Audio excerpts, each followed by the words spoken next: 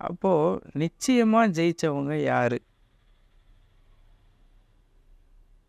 ஸல்லல்லாஹு அலைஹி வஸல்லத்திட்ட வந்து சுவனத்தை கொண்டு நன்மாராயம் பெற்ற அந்த 10 நபர்கள் அஸ்ஸரத்துல் முபஸ்ஸரா.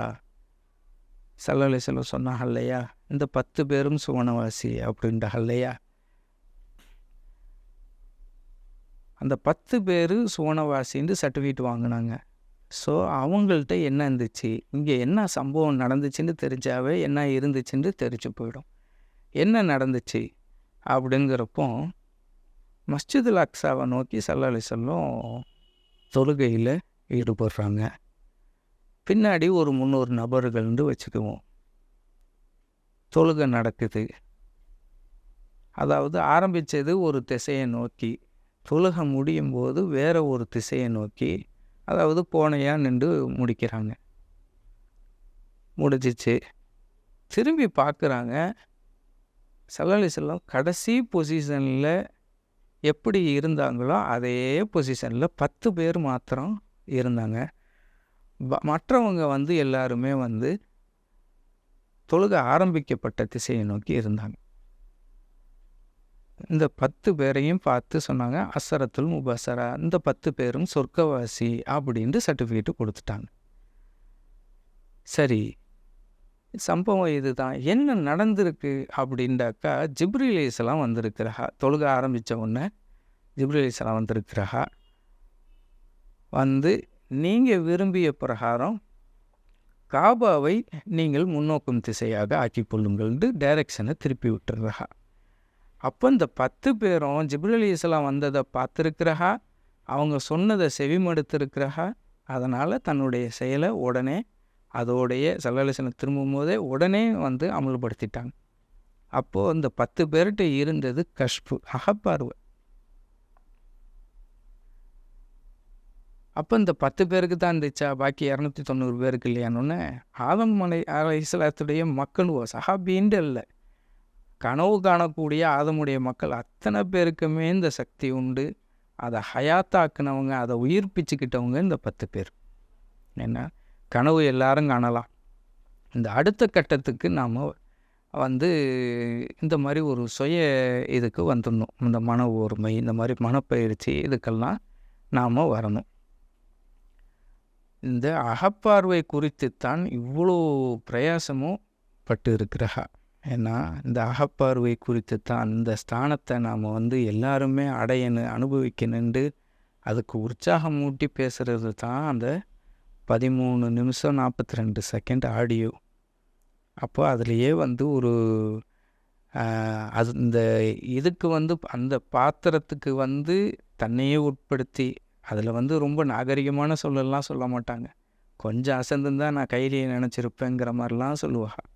ஏன்னா இதெல்லாம் எதுக்குன்னாக்கா, ரொம்ப தன்னை எளிமைப்படுத்தி இந்த ஸ்தானத்தை எல்லாருமே வந்து அடையணும் அப்படின்ட்டு ஒரு ஆர்வம் ஊட்டுறத நீங்கள் அவங்களுடைய பேச்சில் பார்க்கலாம். சரி, இப்போ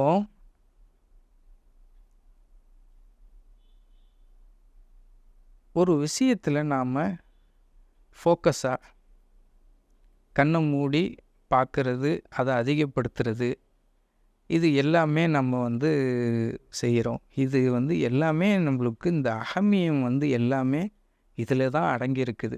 விசேஷமானதை பார்க்கக்கூடிய சக்தி இந்த கண்ணுக்கு மாத்திரமே உள்ளது. அதனால் ஒரு ஞானியர்களுடைய தொடர்புனால் நம்மளையும் அந்த ஸ்தானத்துக்கே உரியவங்களாக ஆக்கணுண்டு அவங்க ஆசைப்படுறாங்க. ஸோ இது அகம் வந்து அதை பார்க்குற அளவுக்கு நம்மளுக்கு ரொம்ப எளிமையான இதுகளை சொல்லி தந்திருக்கிறாங்க. எல்லாருமே பயன்பெறும் வகையில் ஏன்னா சொல்லி தந்திருக்கிறாங்க. இது ஒரு குறிப்பிட்ட சாராருக்கு அப்படிங்கிற மாதிரி இருந்தாக்கா அவங்க தீட்சை கொடுத்துருப்பாங்க. ஒரு சிலருக்கு மாத்திரமே அவங்க குருவாக காட்சியளிச்சிருப்பாங்க. அந்த மாதிரி இல்லை, ரொம்ப அவங்க பரந்த மனப்பான்மையோடு இருந்திருக்கிறாங்கிறத இங்கே காட்டுது. சரி, இதெல்லாம் ஈடுபட்டு இதனால் என்ன ஆகுது அப்படின்டாக்கா, யா ஐயத்துன் நப்சுல் முத்துமையின்னா அப்படிங்கிறப்போ இவங்க தான் ஏண்டு கேட்க முடியும். பண்பட்ட ஆன்மாவேண்டு கூப்பிடும்போது இந்த ஆன்மா விஷயத்தில் ஈடுபட்டவங்க தான் அது குறித்து ஏண்டு கேட்க முடியும். அந்த கூட்டத்தில் நம்மளை சேர்த்து வைக்கணுங்கிற அவங்களுடைய ஒரு நாட்டம் இங்கே நாம் விளங்கிக்கணும். சரி ஹைர். இது மாதிரி வேறு எதுவும் இந்த அகமியம் குறித்து மாமா மாத்திரம் இல்லை, நிறைய ஞான மகான்கள் வந்து இது குறித்து பேசியிருக்கிறாங்க. அந்த வகையில் குணங்குடி அப்பா சூத்திரப்பாவைங்கிற தலைப்பில் ஒரு ஞான பாடல் பாடியிருக்கிறாங்க. அது பார்க்குறதுக்கு ஒரு சினிமா பாடல் மாதிரி தான் இருக்கும். அதில் ஒரு தலைப்பு கொடுத்துருக்குற சூத்திர பாவை. சூத்திரம்டா ஃபார்முலா, பாவைண்டா மனித அப்படிங்கிறது அங்கே அர்த்தமாகுது. மனித ஃபார்முலா. இந்த சூத்திர பாவைண்டு தலைப்பு கொடுத்து ஒரு சினிமா பாடல் அளவு தான் இந்த பாடல் உள்ளது. ரொம்ப அதிகப்படியான இதுவும் கிடையாது. ஏன்னா அவங்க ஒரு விஷயத்தை இந்த தலைப்பை வந்து சொல்ல வர தலைப்பை வந்து ஒரு இன்ட்ரடக்ஷனுக்கு சொல்கிறாங்க. அதுக்கப்புறம் 2 சம்பவங்களை விளக்குறாங்க. அதுக்கப்புறம் அதுக்கு சொல்யூஷனும் சொல்கிறாங்க. ஏன்னா வேணால் அந்த ஒரு இன்ட்ரடக்ஷனை மட்டும் நம்ம பார்க்கலாம். இதுக்கு தோதுவாக இருக்கும். சூத்திரப்பாவை கயிறற்று விழுமுன் சூட்சம கயிற்றை பாரடா, ஆதி சூட்சம கயிற்றை பாரடா.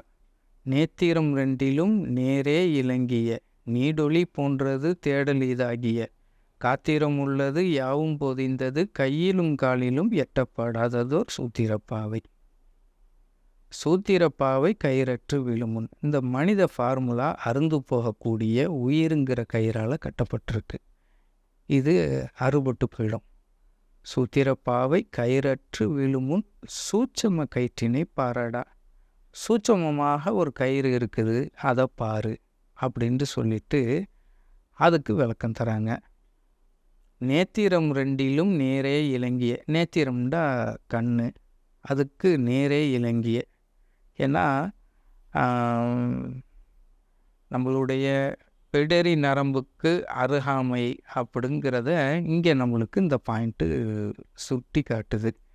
என்னன்னாக்கா நேத்திரம் 2லும்டா 2 புருவத்துக்கு மத்தியில் உள்நோக்கின பகுதி, உள்நாக்குக்கு மேல் நோக்கிய பகுதி, இந்த குழந்தைக்கு உச்சி ஆடம் இல்லையா, அதுலேருந்து கீழ் நோக்கிய பகுதி, அந்த ஜங்ஷனை வந்து சுழுமுனை மண்டலம்னு சொல்கிறது. இந்த 3ம் சந்திக்கக்கூடிய அந்த ஒரு சிறிய குகை போன்ற ஒரு இது, அதில் வந்து ஒரு சுடராக இது இருக்குதுன்னு சுட்டி காட்டுறாங்க. நேத்திரம் 2லும் நேரே இலங்கிய, நீடொளி போன்றது, நீண்ட நெடிய ஒளி போன்றது, தேடல் இதாகிய. இதைத்தான் நான் தேட சொல்கிறேன்னு சொல்கிறா. காத்திரம் உள்ளது, அதுக்கு ஸ்ட்ரக்சர் உண்டு. யாவும் பொதிந்தது, அதில் எல்லாமே இருக்குது. கையிலும் காலிலும் எட்டப்படாதது. உடனே இப்படி நம்ம சொன்ன உடனே ஈஸியாக நடந்து போய் அதை அடைஞ்சிடலாண்டோ இல்லை கையால் எடுத்துடலாண்டோ நினைக்காதீங்க. அப்போ இதை வந்து அகத்தால் அடைய முடியும் அப்படின்ட்டு இதுக்கு அர்த்தமாகுது. கையிலும் காலிலும் எட்டப்படாததோர் சூத்திரப்பாவை.